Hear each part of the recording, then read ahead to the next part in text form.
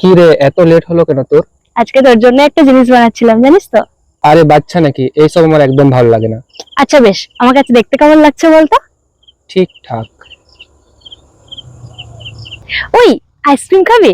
নলেন গুতো তোর খুব পছন্দের, তাই না? আরে না ভাই, ভালো লাগে না, আমার টেস্ট বদলে গিয়েছে। শোন না বাবু, চল না কোথাও ঘুরে আসি আমরা। তুই তো জানিস আমার অফিস আছে। ঠিক আছে, উইকেন্ডেই প্ল্যান করে নেবো আমরা। জানিস তো একদিন ছুটি পাই, সেটাতে আমি তোর জন্য কোনো প্ল্যান করতে পারবো না, সরি।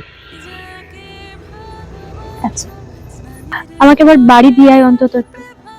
শোন না, তুই র্যাপিডো করে চলে যা, আমার একটা বন্ধু আসছে, আমাকে তার সাথে যেতে হবে। আচ্ছা, ঠিক আছে। যখন সে ভেবে নিয়েছে চলে যাবে, তখন তুমি হাজারো চেষ্টা করলেও তাকে আটকাতে পারবে না।